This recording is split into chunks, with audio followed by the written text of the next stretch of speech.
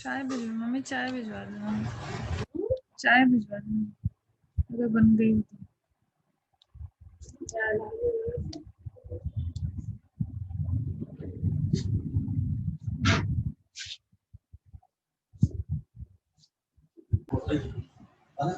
Good morning students.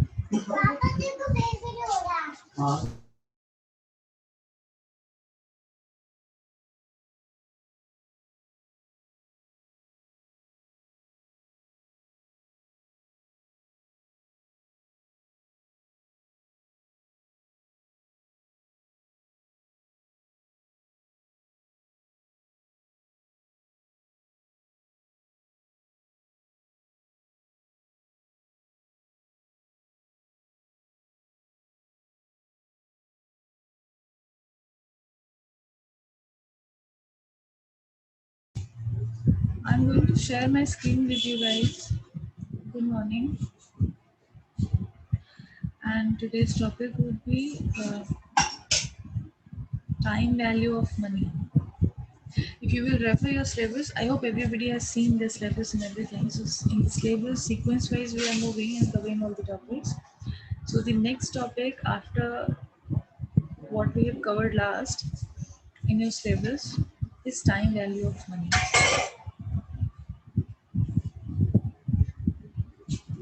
Okay. So this particular topic says इसमें हम cover करने वाले हैं जैसे कि नेम सजेस्ट कर रहा है, time value of money. Money यानी कि पैसा, पैसे का वैल्यू क्या है टाइम के हिसाब से। टाइम वैल्यू मतलब जो वैल्यू किसी भी अमाउंट ऑफ मनी का आज की डेट में है, आज के टाइम में है, क्या सेम अमाउंट ऑफ मनी का टाइम वैल्यू आफ्टर 10 years होगा? सेम परचेजिंग पावर उस मनी का होगा आफ्टर 10 years या after any certain period of time, या सेम पावर क्या 10 साल पहले था? This is what we will study, that what exactly is time value of money. Got it? जब भी कोई टॉपिक हम पढ़ रहे हैं तो आप उस पर्टिकुलर टॉपिक को ट्राई करिए अंडरस्टैंड करने का with the name of itself, like what the name of the topic suggests is this, and what the understanding you can have from the topic, from the name of the topic itself, because the meaning of the topic will more or less be related to what topic says as the name of its, कि क्या mean है। अब time value of money को अगर मैं define करूँ या एक टर्म्स में, वर्ड्स में डाल के अंडरस्टैंड करने की कोशिश करें that what exactly is time value of money, then it is the idea that money available at the present time is worth more than the same amount in the future due to its potential earning capacity। एक चीज़ तो होती है कि value time के हिसाब से money का कम भी हो जाता है। एक है कि अगर हम उसी मनी से अर्निंग्स करें, मे बी कहीं पर इन्वेस्टमेंट करके या किसी को दे के उससे इंटरेस्ट अर्न करें या कुछ करें, तो उसकी वैल्यू अदरवाइज भी हम because of that earning we can tend to increase the value of that money. But in general या इन जेनरिक मैनर टाइम के हिसाब से इन द फ्यूचर वैल्यू कम होती है, maybe due to inflation और due to so many reasons. जो value है टाइम का, that will be reduced in future than that of what it has in today's time. So this core principle of finance holds that provided money can earn interest, अगर money interest नहीं earn कर सकता होता तो उसकी value कम ही होती है इन फ्यूचर, तब उसकी वैल्यू कम हो जाएगी in future. So time value of money is a very important concept. ये पर्टिकुलर टॉपिक बहुत इंपॉर्टेंट इसलिए बनता है क्योंकि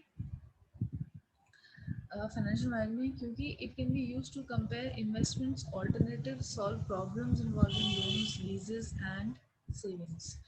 यानी कि अगर हम टाइम वैल्यू को स्टडी नहीं करेंगे और हमें एनालिसिस करके इसका आइडिया नहीं होगा कि क्या एग्जैक्टली वैल्यू है, या after some time, after some years या बिफोर सम ईयर्स कुछ क्या वैल्यू था, टाइम वैल्यू था मनी का, if we are not able to compare it, then हम लोग रैशनली या स्मार्टली इन्वेस्टमेंट ऑल्टरनेटिव्स में अपना पैसा इन्वेस्ट नहीं कर पाते हैं, या बहुत सारी प्रॉब्लम्स हैं जो रिलेटेड टू लोन्स हैं कि हमें लेना है, या किसी को एट टाइम्स देना भी है। जो फाइनेंशियल इंस्टीट्यूशंस हैं वो तो देने के लिए भी सर्वे करेंगे ना, जैसे हमें तो लेने के लिए सर्वे करना है। For example if somebody wants money, तो बिजनेस स्टार्ट करने के लिए we will go to bank, तो बैंक का क्या रेट चल रहा है वो ये कैसे डिसाइड करते हैं कि किस रेट पर उनको पैसा देना है या नहीं देना, वो भी एनालिसिस करते हैं।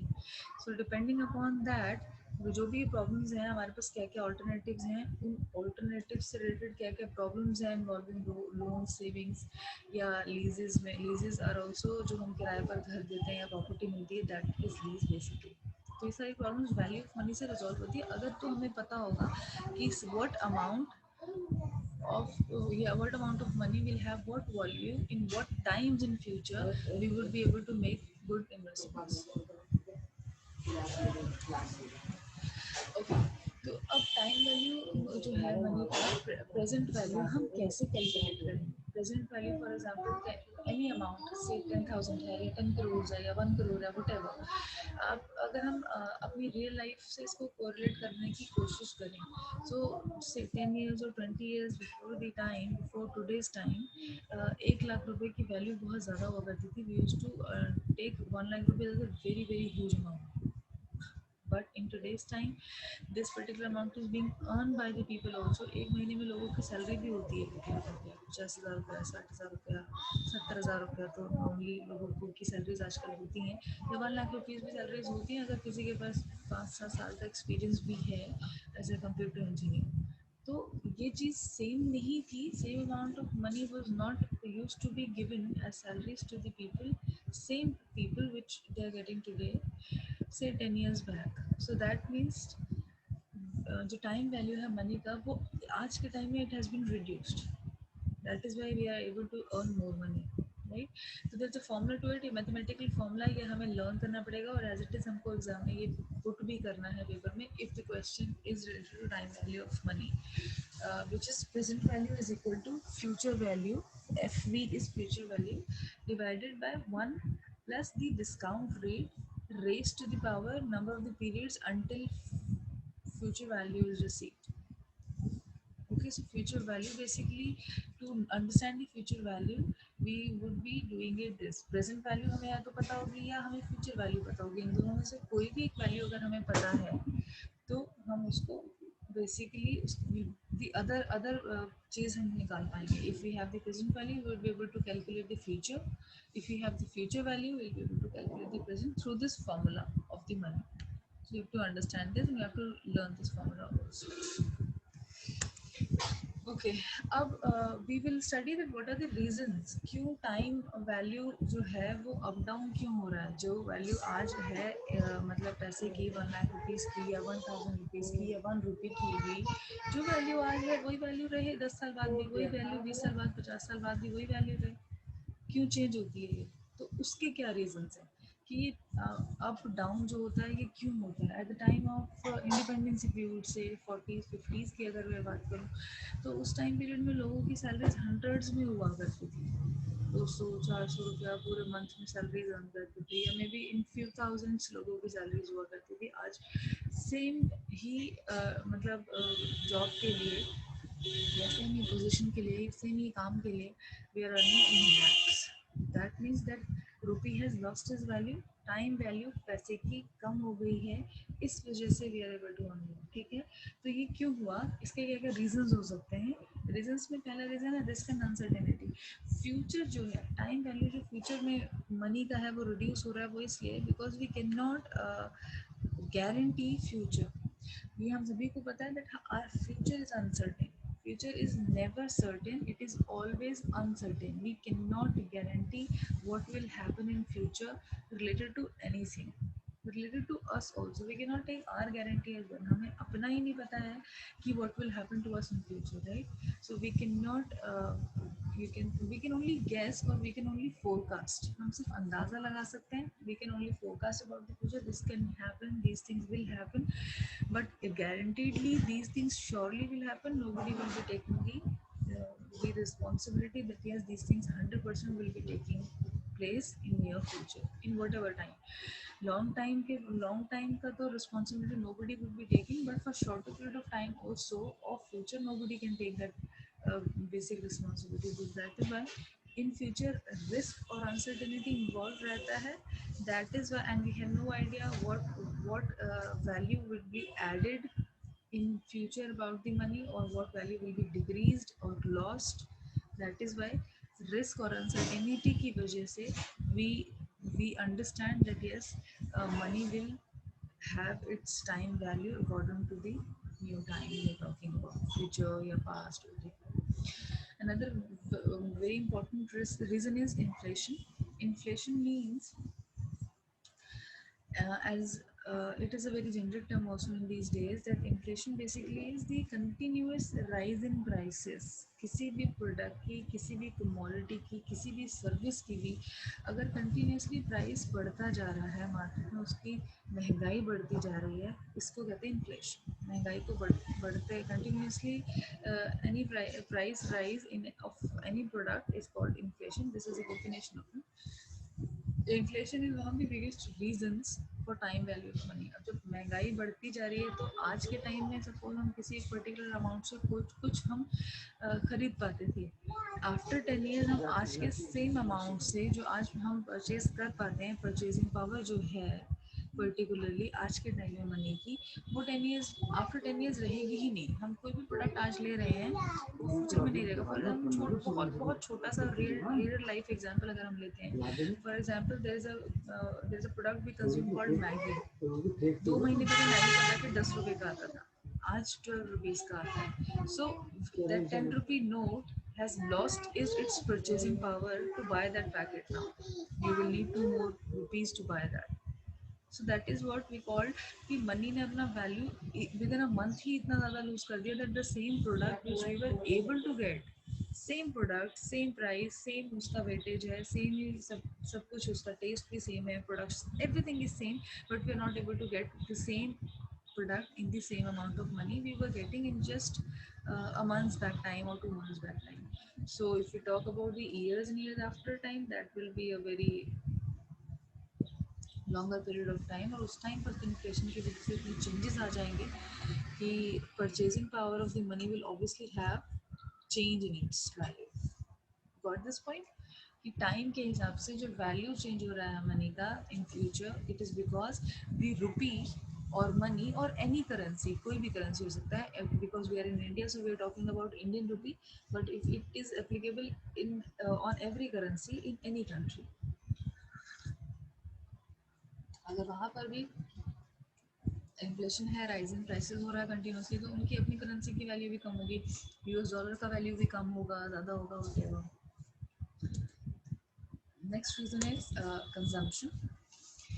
कंजम्पशन जो है इंडिविजुअल्स का, that will also not remain same in future. It can be changeable. Changeable in the sense that whatever amount of consumption is happening today by the individuals of any individual, we can say at an individual level also, yeah, as a country as a whole. तो उस consumption के ऊपर भी depend करता है कि क्या वो सेम कंजम्पशन फ्यूचर में भी रहेगी. अगर सेम रहती है, एग्जैक्टली सब कुछ कंजम्पशन सेम रहता है, सबका टेस्ट सेम रहता है and everything, then may be there can be a reason कि वो टाइम जो वैल्यू चेंज हो रहा है मनी का, वो उतना frequently या उतना ज़्यादा चेंज नहीं होता. So consumption is also becoming one of the factor to have the time value changes changing in the different time zones, या different period of time. Okay, investment opportunities भी, because you can see that if we would compare today's time with 20 years back time or upcoming 20 years, future time after 20 years, obviously the returns we are earning on the money today may not remain same. The percentage of the interest we are receiving on fixed deposits or on our savings in the banks or in the share market value, stock markets, it is not same than that of the past time, and it is not same than that of the future time also. It will keep changing. Interest rates keep changing up and down होता रहता है depending upon the market requirements, depending upon the market demand and supply and all.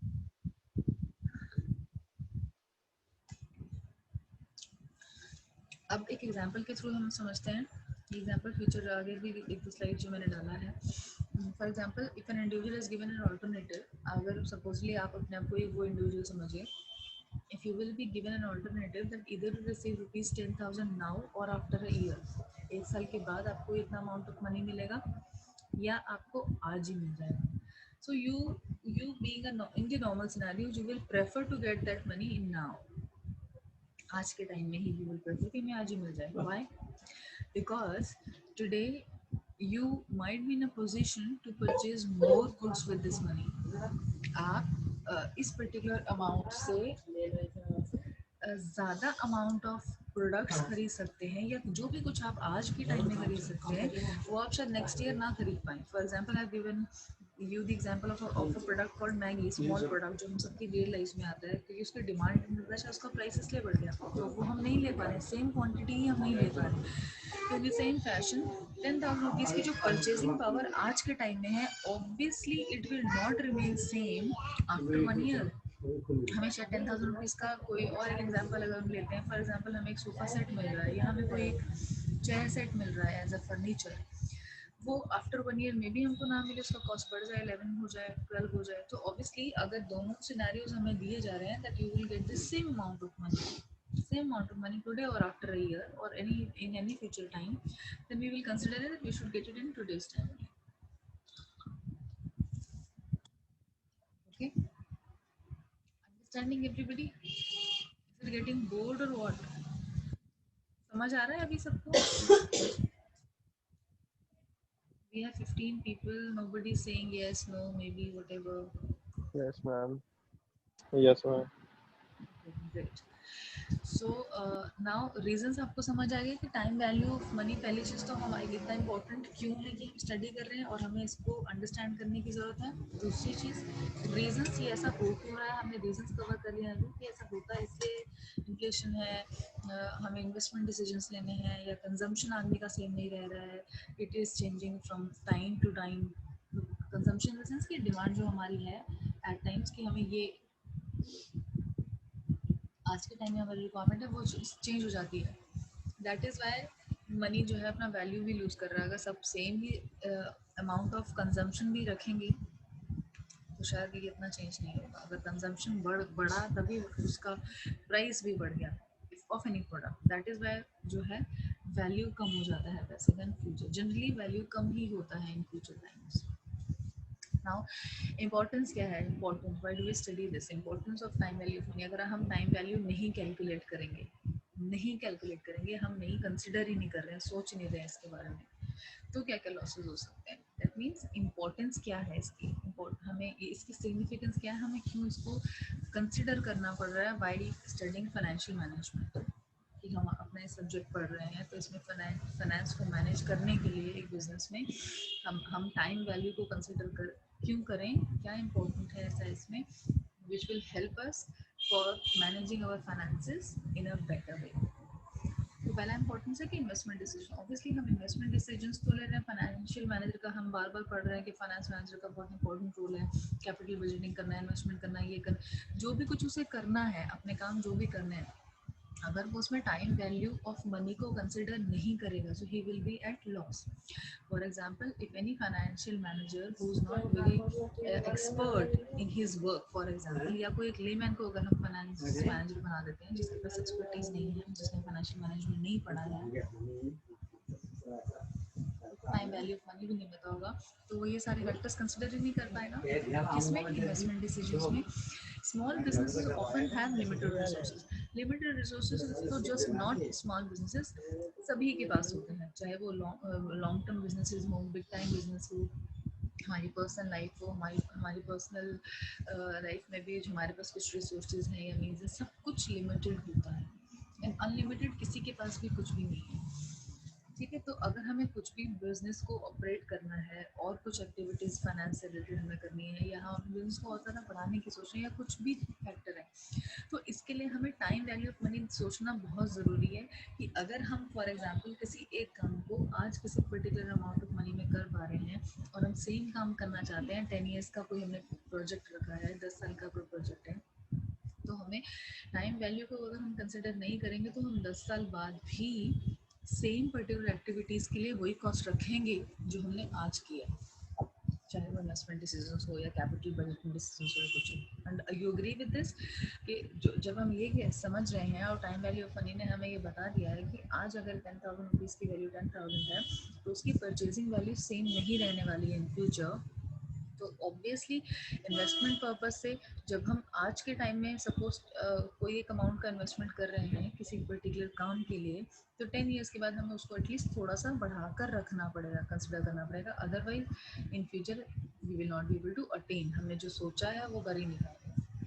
क्यों? क्योंकि time के हिसाब से value कम हो जाएगा मनी का, हमने बजटिंग में अपना जो अमाउंट डाला है उस अमाउंट में हमें वो चीज़ें मिल ही नहीं पाएंगी जो हमें आज मिल पा रही है। तो इसलिए टाइम वैल्यू ऑफ मनी की इंपॉर्टेंस ये है कि इन्वेस्टमेंट डिसीजंस में अगर हम उसको थोड़ा सा ज़्यादा रखेंगे प्राइस को आज ही बजटिंग में, अपनी कॉस्टिंग में, एक्सपेंसेस में, तो फ्यूचर में प्रॉब्लम नहीं आएगा। Same is with capital budgeting also. अगर हम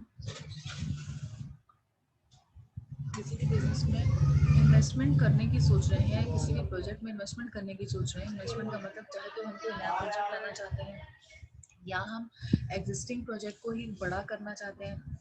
मतलब फॉर एग्जांपल जैसे कि अगर मैं रिलायंस का एग्जांपल लेती हूँ, तो रिलायंस ऑलमोस्ट सब कुछ बना रहा है। तो एक प्रोजेक्ट फॉर एग्जांपल उनका है डिजिटल है, फॉर एग्जांपल डिजिटल का कुछ भी है उनके पास, रिटेल में वो लोग प्रोडक्ट सेल करते हैं। तो एक तो हो गया कि वो उसी को ब्रॉड करना चाहते हैं, अभी उनके पास 100 स्टोर्स हैं, वो चाहते हैं 200 स्टोर्स हो जाए, सेम प्रोजेक्ट को वो एक्सपैंड कर रहे हैं। या फिर अभी रिलायंस जैसे सोच रहा है कि they should also be into telecom, तो वो एक न्यू प्रोजेक्ट में अब आ रहे हैं, लाइक जियो सिम जिन्होंने इंस्टॉल कर दिया, अब वो अपना एक नया प्रोजेक्ट और लेके आ रहे हैं, that they will be into internet connection also, they will be providing you wifi services और whatever land services, internet services भी हमें provide, that becomes a new project for them. उसके लिए उनको ऑब्वियसली पैसे की ज़रूरत पड़ेगी, और अगर वो कैप्चर कर रहे हैं, करना चाहते हैं, उनका टारगेट मार्केट पूरा कंट्री है या ग्लोबल लेवल पे करना चाहते हैं, तो अकॉर्डिंगली उनको इन्वेस्टमेंट के लिए ये सोचना पड़ेगा कि किस पर्टिकुलर स्टेट में या किस पर्टिकुलर एरिया में कितना अमाउंट ऑफ मनी चाहिए होगा आज, और उसी काम को करने के लिए 10 साल बाद, 20 साल बाद, क्योंकि वो तो लॉन्ग टर्म का काम सोच रहे हैं, तो किस प्रोजेक्ट में हमें सेम प्रोजेक्ट में अगर पैसा लगाना है, उसी को एक्सपैंड करना है, या कोई न्यू डिवीजन स्टार्ट करके हमें उसमें पैसा लगाना है, तो वो किस फॉर्म में हम लगाएंगे, that we have to, because that is one of the very important decisions or the functions of financial management। तो उसके लिए हमें टाइम वैल्यू हेल्प करता है। अगर हम इसको कंसिडर करेंगे तो ऑब्वियसली फ्यूचर ईयर्स में हमने जो मनी इन्वेस्टमेंट्स का प्लान करना है या कैपिटल बजटिंग का जो प्लान करना है, हम उसको वैल्यू के हिसाब से, मनी की वैल्यू के उस टाइम की वैल्यू के हिसाब से हम इसको कंसिडर करेंगे, अदरवाइज हम शायद इसको स्किप भी कर जाएं, but then it will have a loss. Example हम ले लेते हैं, example showing methods of how time value of money is used by firm in making different decisions. Companies applying time value of money, जो companies apply नहीं कर रही हैं उनको भी लॉसेस होते हैं, या तो उनका रेट ऑफ रिटर्न कम हो जाता है, रेट ऑफ रिटर्न ऑब्वियसली कम होगा। कैसे कम होगा? कि अगर उन्होंने कंसिडर किया हुआ है कि एक्सपेंस मेरा फॉर एग्जांपल लगेगा 1 लाख रुपीज़ का एक्सपेंस लगेगा किसी पर्टिकुलर चीज़ में, लेकिन वो 1 लाख की जगह 1,10,000 हो जाएगा फ्यूचर में, बिकॉज वैल्यू कम होगी मनी की, तो वो 10,000 रुपया और बढ़ गया, तो बेसिकली वो 10,000 रुपीज़ प्रॉफिट में कम हो गया ना। उतने का प्रॉफिट सोचा था हमने, सोचा नहीं था कि इतने खर्चे होंगे, बट खर्चे एक्स्ट्रा हो गए, so that will bring you your profit down in the future. So इसीलिए जो टाइम वैल्यू जो कंपनीज कंसिडर करती हैं, they are at profit or they are actually calculating and forecasting their future in a right manner, कि वो सही में जो फोकस कर रही है फ्यूचर में ऐसा होगा वो बहुत हद तक ट्रू होगा। Companies applying the time value of money in various ways to make yes or no decisions। बहुत सारे प्रोजेक्ट्स हैं जिसमें हम पैसा लगाएं, नहीं लगाएं, क्या करें, प्रॉफिट होगा, नहीं होगा, तो हाँ या ना वाला जो डिसीजन होता है ना, वो जो मैनेजमेंट लेती है कि हमें काम कर, हाँ हमें काम करना है, तो वो कर हाँ तभी होगा जब we will just understand that yes we will make profit out of it. Profit हमें होगा हम तो ही वो काम करेंगे, अगर लॉस होगा तो हम वो काम करेंगे ही। तो अगर मैं आफ्टर एनालिसिस सारा कैलकुलेशन करने के बाद, टाइम वैल्यू ऑफ मनी को कंसिडर करने के बाद हमें लग रहा है कि इस पर्टिकुलर प्रोजेक्ट में हमें कोई फायदा नहीं होने वाला है, तो we will take a decision कि we will not move with this project, हम ये काम करेंगे ही नहीं। Two of the most important methods, अगर हम टाइम वैल्यू ऑफ मनी के जो मेथड्स हैं कि किस तरीके से हम मतलब अप्लाई कर रहे हैं और हम क्या है, तो वो टू इम्पोर्टेंट जो है methods of this particular topic TVM, time value of money, is IRR, which is internal rate of return, और नेट प्रेजेंट वैल्यू, एनपीवी हम इसको आगे आपको एनपीवी भी दिखेगा स्लाइड्स में, मैंने एनपीवी डाला as a short form for net present value, and IRR for internal rate of return. तो ये दो मेथड्स आपको रिमेंबर करने पड़ेंगे। तो अगर मैं टाइम वैल्यू मनी शुरू से लूँ, हमने उसका इंट्रोडक्शन पढ़ा है, मीनिंग पढ़ा है, क्या होता है, क्यों होता है, उसके रीजंस पढ़े हैं कि ये रीजंस है, इस वजह से टाइम वैल्यू ऑफ मनी हमें पढ़ना भी पड़ता है, और अप डाउन होता है, चेंज होता है, वो इसलिए होता है। उसके बाद हमने पढ़ा importance of time value of money. अब हम पढ़ रहे हैं methods of time value of money. ठीक है, आईआरआर मेथड में क्या होगा, we will start with the cost of the project. हम किसी भी प्रोजेक्ट की कॉस्ट से, कॉस्ट सबको, आई होप दैट कॉस्ट सबको क्लियर है कि कॉस्ट क्या होता है। कॉस्ट का मतलब है किसी भी प्रोजेक्ट में हमारे जो भी एक्सपेंसेस लगने वाले हैं, किसी भी प्रोजेक्ट में एक्सपेंसेस लगने वाले हैं।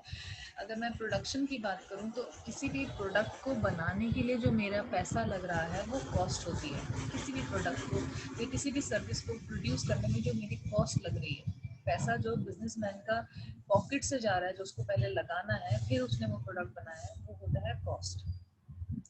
जिस जिस वैल्यू पे या जिस अमाउंट ऑफ मनी पे वो प्रोडक्ट बाद में मार्केट में मिलता है, वो कॉस्ट नहीं होता उसका, वो उसका प्राइस होता है।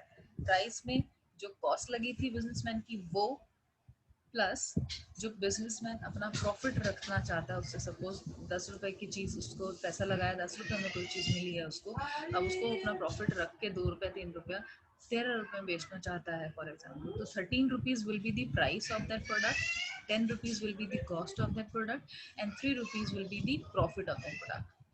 तो internal rate of return, return का मतलब ये होता है रिटर्न्स जो हमें एक पर्टिकुलर प्रोडक्ट को प्रोड्यूस करके बेचने से मिल रहे हैं, या एक पर्टिकुलर सर्विस को प्रोड्यूस करके अवेलेबल करवा के सेल करने से जो रिटर्न्स हमको आ रहे हैं, that is rate of return, कितने परसेंटेज पे।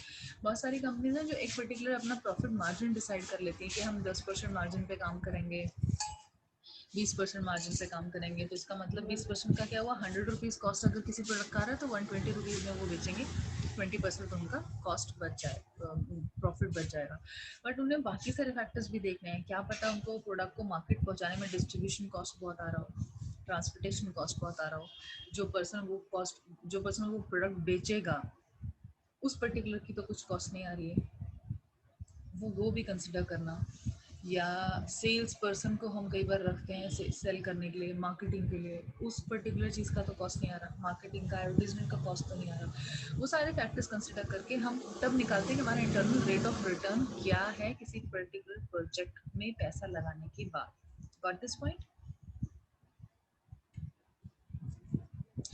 टाइम वैल्यू ऑफ मनी, अब वैल्यूएशन कॉन्सेप्ट्स हम अब एक एग्जांपल के थ्रू हम कर रहे हैं। Time value of money establishes that there is a preference of having money at a present value then that future point of it. For example, जो मैंने अभी आपको 10,000 रुपीज़ वाला एग्जांपल पहले भी दिया था कि अगर आपको दो सिनेरियोज दिए जाएं जिसमें कि 10,000 रुपये आपको बोला जाए कि अभी ले लो या आप एक साल बाद ले लेना, तो अमाउंट सेम है, 10,000 रुपीज़ ही है, बट हर कोई प्रेफर करेगा कि आज ही मिल जाए, क्योंकि शायद आप उससे या तो ज़्यादा अमाउंट ऑफ प्रोडक्ट खरीद सकते हैं, ज़्यादा अमाउंट, उसका परचेजिंग पावर आज के टाइम में मनी का ज़्यादा है, शायद एक साल बाद कम हो जाएगा। या फिर दूसरा फैक्टर ये भी हो सकता है कि हम उस पर्टिकुलर को अमाउंट को वैल्यू करें और उससे अर्न भी कर लें, कुछ किसी और को आप दे दें या बैंक में अगर डिपॉजिट करा देंगे, आपको कुछ ना कुछ तो इंटरेस्ट उस पर मिलने लग जाएगा। तो वो 10,000 का वैल्यू एक्चुअली में आपके लिए अगर आज मिलता है तो बढ़ा हुआ है। वैल्यूएशन कॉन्सेप्ट मतलब हम वैल्यू कर कैसे रहे हैं, हम वैल्यू कैसे कर रहे हैं, हम कैसे स्टैब्लिश कर रहे हैं value of the money. There is a preference of having money at present. Preference है, हर कोई प्रेफर करेगा मनी को लेने के लिए आज में then that of future, future में उसको मिले। It means if any individual is given, again ये वही सेम चीज़ है कि अगर मैंने आपको एग्जांपल मैं आपको दे रही हूँ कि किसी भी एक इंडिविजुअल को दो ऑप्शंस आप दे रहे हो कि सेम अमाउंट ऑफ मनी 10,000 ले लो या 10 लाख रुपए ले लो या 1 लाख रुपए ले लो, वट आज ले लो या आफ्टर 3 years ले लो, तो everybody will prefer to get it today because although the amount is same, amount बिल्कुल सेम है आज के टाइम जो आज मिल रहा है या 2 साल 3 साल बाद मिल रहा है, बट हम उससे बहुत कुछ आज ज़्यादा कर सकते हैं. You can do much more with the money if you have it now, because एक चीज़ you can earn more interest on your money. अगर आपको वही पैसा 3 साल बाद मिलेगा तो पैसे का अमाउंट तो सेम है, बट 3 साल का इंटरेस्ट तो आपका ख़त्म हो गया. शायद आज आपको मिले तो आज आप उस पर अर्न भी कर सकते हैं. 10,000 पे आपको चाहे 100 रुपया ही मिले साल का, मंथ का, वट एवर, तो आपका पैसा बढ़ रहा है वो, राइट. 3 साल में कुछ तो बढ़ेगा, बट अगर आप 3 साल बाद ही वो पैसा लोगे तो इंटरेस्ट वैल्यू जो आपने अर्न करना था वो चांस ही आपका चले गया फ्यूचर में लेने के लिए. And if you don't have time on your side, the payment received in 3 years would be your future value.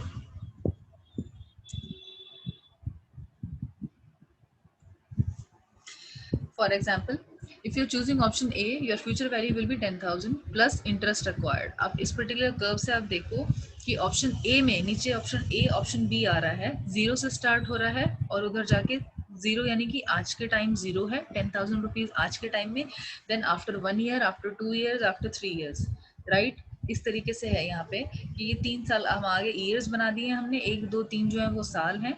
तो तीसरा जो थर्ड ईयर है उसको हम फ्यूचर टाइम कंसिडर कर रहे हैं कि 3 साल बाद फ्यूचर में क्या होगा.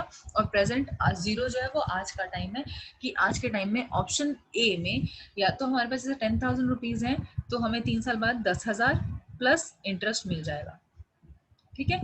ऑप्शन बी में सेम चीज है कि अगर यही चीज अगर हम 3 साल को समझें, 3 years वाला, कि आज का टाइम जो है आज के टाइम में तो उसका वैल्यू 3 साल पहले कम था, यानी कि 10,000 माइनस इंटरेस्ट, जो भी 3 साल में हमने इंटरेस्ट कमाया वो पैसा. फॉर एग्जांपल एक जो चीज़ है कि हम आज और 3 साल बाद की वैल्यू कंसिडर कर रहे हैं टाइम को. एक है कि हम आज की प्रेजेंट वैल्यू को पास्ट टाइम से कंसिडर करें कि 3 साल पहले अगर मुझे कुछ पैसा मिला होता जो आज मिला है 10,000 रुपीज़ में, तो वो 10,000 रुपये के ऊपर जो इंटरेस्ट मैं कमा चुकी होती 3 years में, वो मेरा आज वैल्यू लॉस है, तो मुझे सिर्फ 10,000 रुपया मिला. और 3 साल पहले इसके वैल्यू 10,000 नहीं था, 10,000 माइनस समथिंग था, something in the sense that would be the interest. ये समझ आ गया इलस्ट्रेशन ये वाला? किसी को कुछ इशू है इसमें?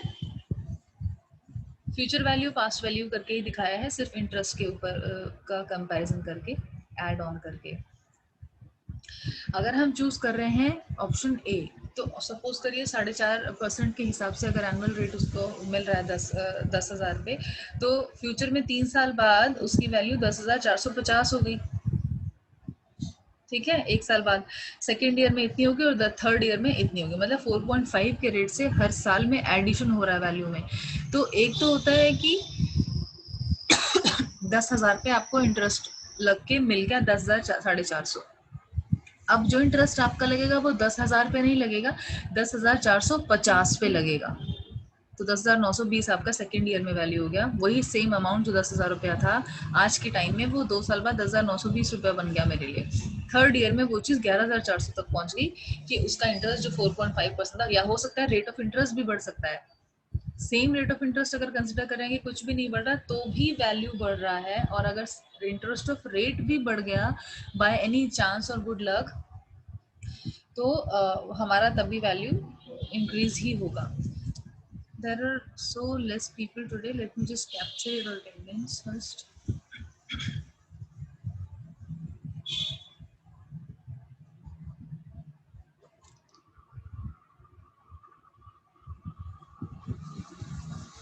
Okay. So इस इलस्ट्रेशन से हमें समझ आ गया पैसे की वैल्यू जो है ईयर बाय ईयर बढ़ रही है. This figure also shows the same.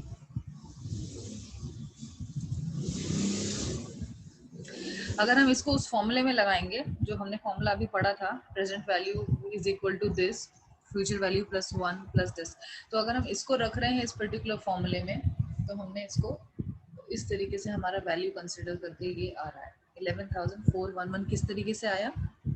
इस तरीके से आया कि आज की प्रेजेंट वैल्यू 10,000 रुपया है, जो ये आई है that would be 4.5% interest rate, and N is the number of years, 3 years. तो 10,000 इंटू 1 प्लस में ये वाला जो हम 4.5 डिवाइडेड बाय 100 करेंगे तो 0.45 आ जाएगा इंटू में raise to the power for 3 years. अगर हम इसको 2 साल की वैल्यू कैलकुलेट करेंगे तो 3 को हम 2 कर देंगे, तो 2 की जगह फिर वो जो 11,411 आया है ये अमाउंट आएगा 10,920 व्हाटएवर, जो 2 इयर्स का अमाउंट आ रहा था। या अगर हम इसको रेज़ टू द पावर को 3 हटा के 1 ही रखेंगे तो सीधे सीधे ये 10,450 हो जाएगा 1 ईयर का। ठीक है, इस फॉर्मूले में जो हमने फॉर्मूला अभी थ्योरेटिकली पढ़ा था, mathematical formula of calculating the present value से फ्यूचर वैल्यू को कैलकुलेट करने का जो फॉर्मूला हमने पढ़ा था अभी, इस एग्जाम्पल के थ्रू हमने इसको कंसिडर करके रियल टाइम वैल्यू भी कैलकुलेट कर दिया है कि हम 10,000 रुपये की वैल्यू निकाल रहे हैं, हमने ये कंसिडर करा इस पर्टिकुलर क्वेश्चन। ठीक है, techniques of time value of money. I just see techniques जो है फटाफट कंप्लीट कर लेते हैं। There are only 2 minutes left for this particular meeting. Methods of calculating future value. Future value में एक तो कंपाउंडिंग, एक कंपाउंड इंटरेस्ट, एक सिंपल इंटरेस्ट। कंपाउंडिंग इज कि हम ये कंसेप्ट समझ लें कि फ्यूचर वैल्यू में कैश इनफ्लोज में कंपाउंड इंटरेस्ट का भी मतलब it's a process. Compounding is that we are adding the interest in the principal amount 10,000 रुपया था, उसमें जो भी हम अमाउंट हम अर्न कर रहे हैं एज द इंटरेस्ट, उसको ऐड ऑन करना कंपाउंडिंग कहते हैं। कंपाउंड इंटरेस्ट क्या होता है, सिंपल इंटरेस्ट क्या होता है? सिंपल इंटरेस्ट है कि आपने 10,000 रुपया इन्वेस्ट किया था, 10,000 रुपये पर आपको 4.5% अगर इंटरेस्ट मिल रहा है तो आपका 10,000 450 रुपये आपका वैल्यू हो गया, लेकिन वो हुआ आपका 450 आपका सिंपल इंटरेस्ट हुआ, प्रिंसिपल अमाउंट पे आपको इंटरेस्ट मिल गया। कंपाउंड इंटरेस्ट क्या होता है, अब वो जो 450 आपको मिला इंटरेस्ट के ऊपर हम जो इंटरेस्ट लगाएंगे वो होता है कंपाउंड इंटरेस्ट। कि 450 भी तो अब आपकी इनकम बन गई जो फर्स्ट ईयर में इंटरेस्ट आपने अर्न किया, तो 10,000 की जगह हम 10,450 पे इंटरेस्ट अगर कैलकुलेट कर रहे हैं तो 450 पे जो इंटरेस्ट कैलकुलेट हुआ दैट बिकम्स कंपाउंड इंटरेस्ट, क्योंकि आपका प्रिंसिपल अमाउंट तो 10,000 रुपये था, हम 10,000 रुपये की वैल्यू निकाल रहे थे। समझ आया simple interest and compound interest में फॉर्मूला का डिफरेंस कि व्हाट एग्जैक्टली इट इज, और इस कैलकुलेशन को हम कंपाउंडिंग कहते हैं। This particular calculation of calculating the future value from the present value called compounding. So ये सारे कंक्लूजन्स हैं बेसिकली हमारी अवर डिस्कशन से कि मनी का value is I mean studying is very important to consider for making so many decisions by the finance manager in the company for any given point in time we should be doing. Any queries, any questions, anybody? We have got only 1 minute left, lecture will get over. सभी को सब कुछ clear है? Yes, ma'am. Boring हो गया क्या आज का लेक्चर आप सबके लिए? मुझे बता दिया करो जब कभी कहीं पर कुछ भी चीज़ आपको डाउट आता है या समझ नहीं आता है या anything, any real time example you want to put about your life. Okay, ma'am. ठीक है, चलो, good luck to you guys, will see next time, all the best to you people, bye.